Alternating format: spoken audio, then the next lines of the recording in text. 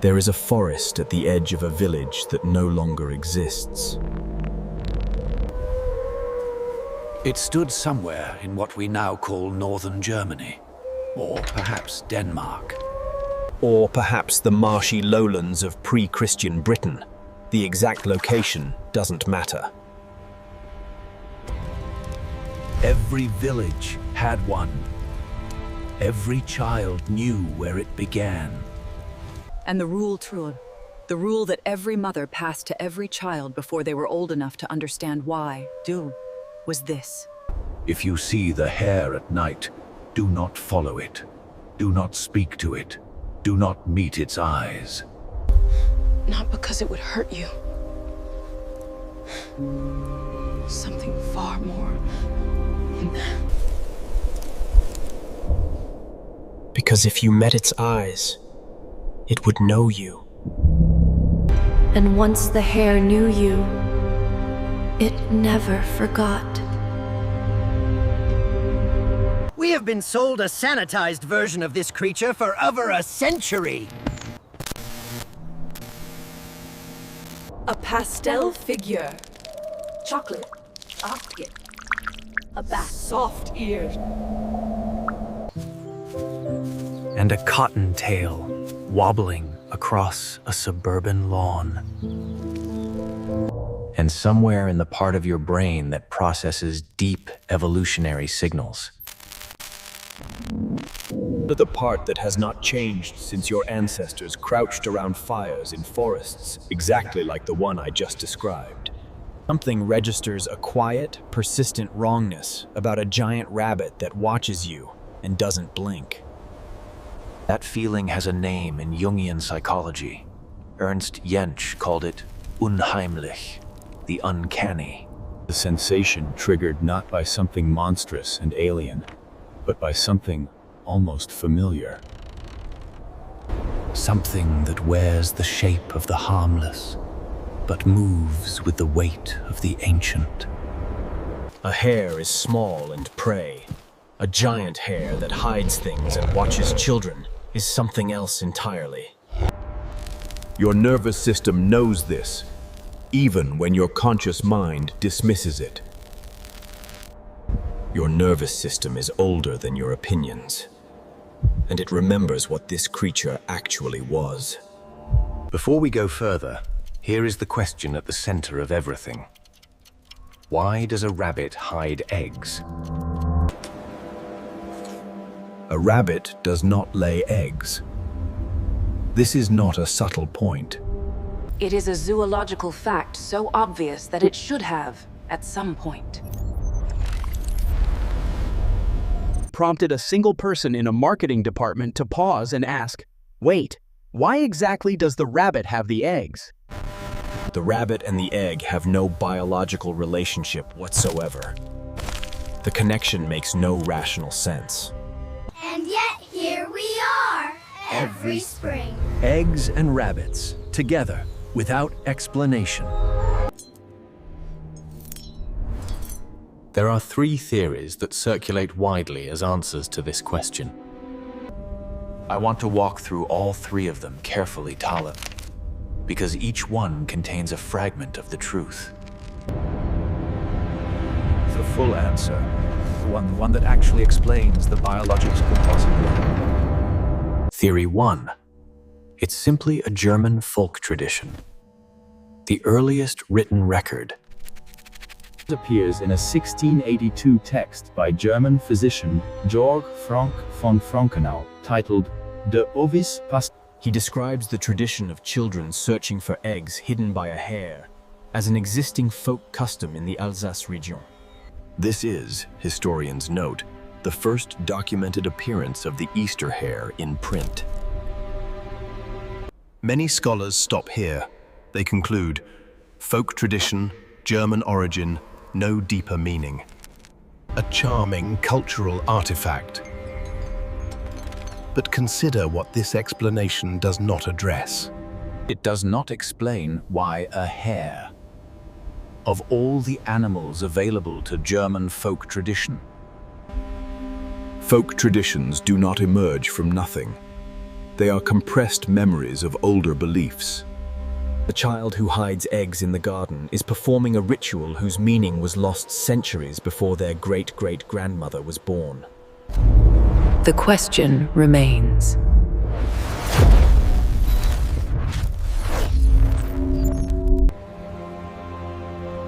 Theory 2. Eostre's sacred hare simply carried her basket. Eostre, or Ostara, Osterade, was a Germanic and Anglo-Saxon goddess of spring and dawn. The Venerable Bede, writing in 725 CE, tells us that the month of April was called Eostur Monath in Old English, and that feasts were held in her honor.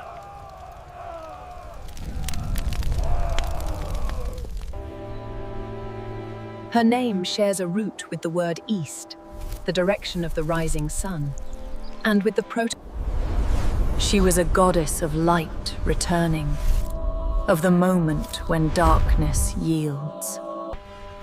In the 19th century, the folklorist Jacob Grimm expanded on Bede's sparse account, proposing that Eostre, the hare in this reading, was simply Eostre's living emblem, the way an eagle belongs to Zeus or an owl to Athena. And when the goddess's festival was absorbed into the Christian calendar, her hare came with it. Carrying her eggs of spring, her symbols of new life, now detached from their divine context.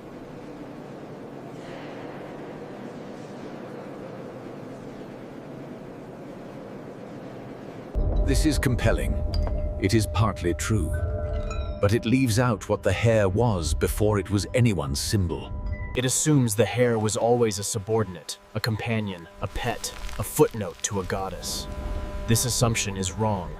If you think this is just folklore, wait until you see the medieval carvings the church tried to plaster over. Theory 3. The hare and the egg are both fertility symbols. Simple as that. Spring equals fertility. Rabbits breed prolifically.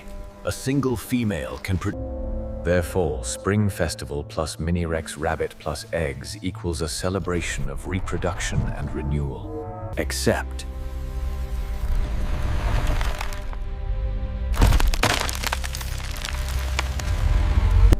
this theory treats both symbols as decorative, as metaphors pointing at a biological fact.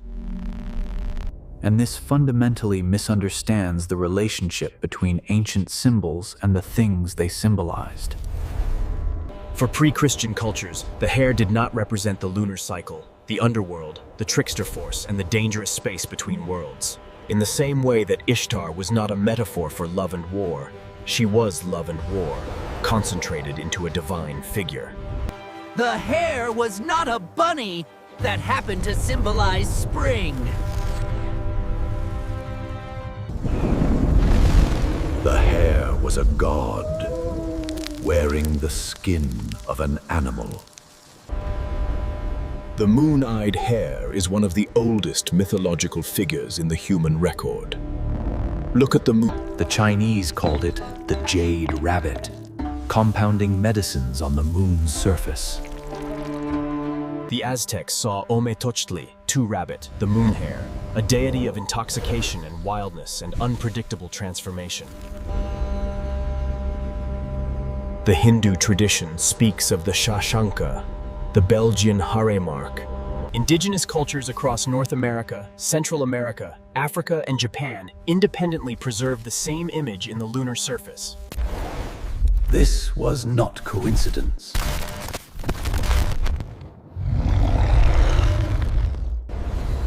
Across every culture, every continent, every language, the moon contained a hare.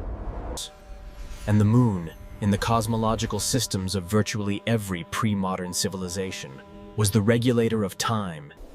The hare was not on the moon. The hare was the moon's animal spirit. The hare was death and rebirth on a monthly cycle. The hare was the thing that went away and came back. The thing that died in the waning and was resurrected, full and blazing, 2 weeks later.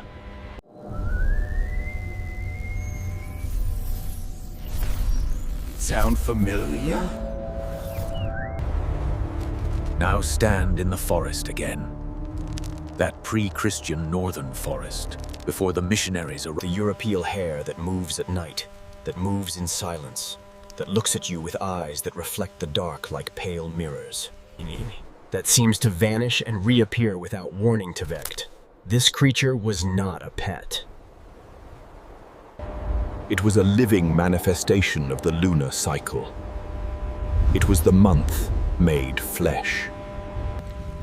It was the trickster at the edge of the firelight, the force that could not be domesticated or fully understood lane. Only... In Jungian terms, the hare is a perfect trickster archetype. Carl Jung identified a figure that exists outside normal moral categories, that transgresses boundaries, that is neither good nor evil but radically other.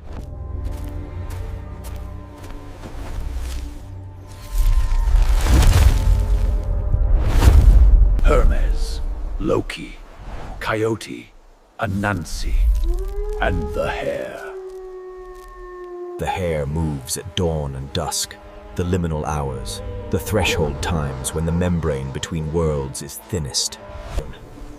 The hare lives in forms, shallow depressions in the earth that it scrapes out but does not truly build. The desert hare does not build a burrow, does not go underground like the rabbit. It lives at the surface. In British folklore, hares were believed to be witches in animal form. Shooting a hare at night was considered deeply dangerous, not because the hare was protected, but because you... In Irish tradition, hares found grazing near a herd were suspected of milking the cows by...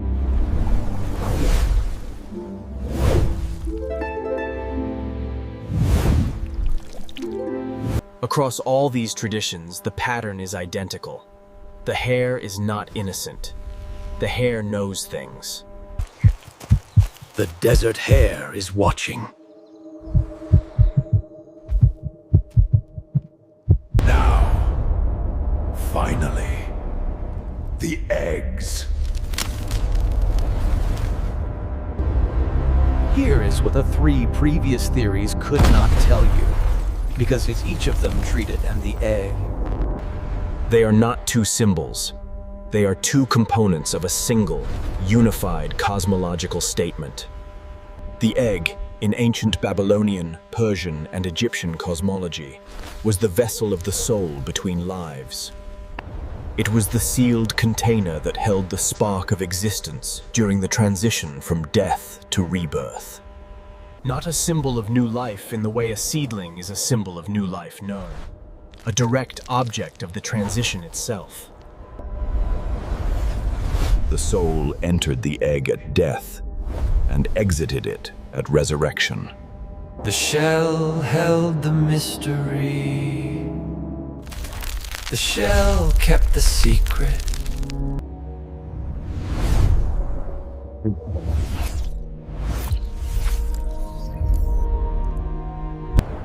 Put these 2 things together, and the image becomes crystalline.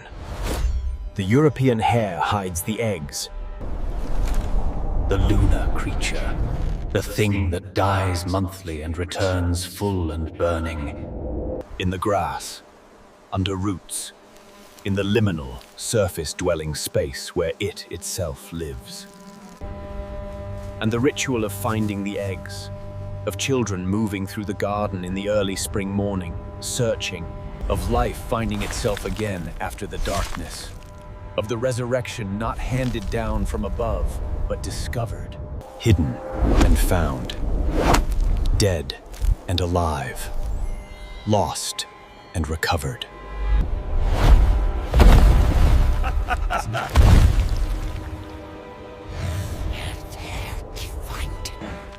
This is the trickster's oldest game, and the church, when it absorbed the spring festivals of the Germanic and Anglo-Saxon north, it was too deep, too old, too structurally embedded in the psychology of a people who had performed this search, this recovery of the hidden soul vessel every spring, for longer than anyone could remember.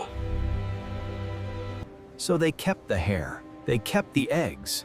They stripped the names from both and called it a charming tradition for children. But look at the image again, with what you now know.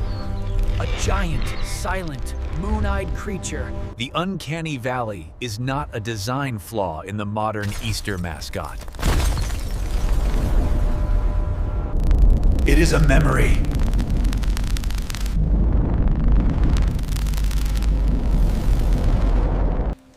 Your nervous system recognizes something your history class never taught you. The creature at the edge of the garden is not a toy. It is not a costume, almost.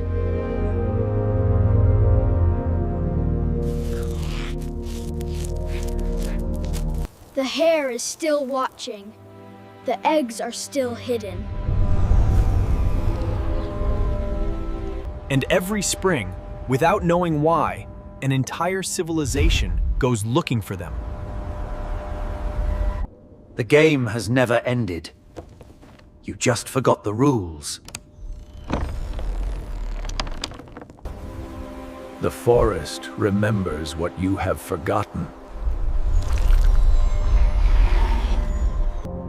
A silent watcher from a time before names.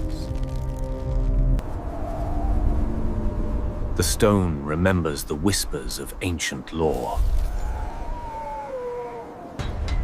Some secrets are not meant to be unlocked. Beneath the surface, the truth lies waiting. The pathways were always there, just hidden from plain sight. The dead remember what the living deny. Beyond the threshold, understanding waits.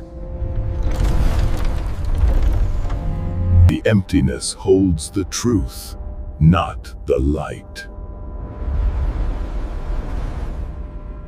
Fear is the oldest language, spoken by the oldest things.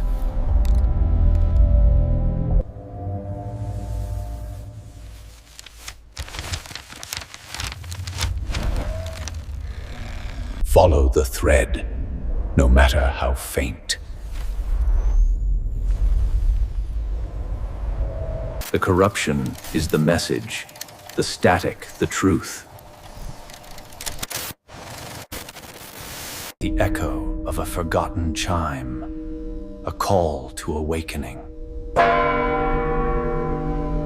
The placid surface hides the churning abyssal current.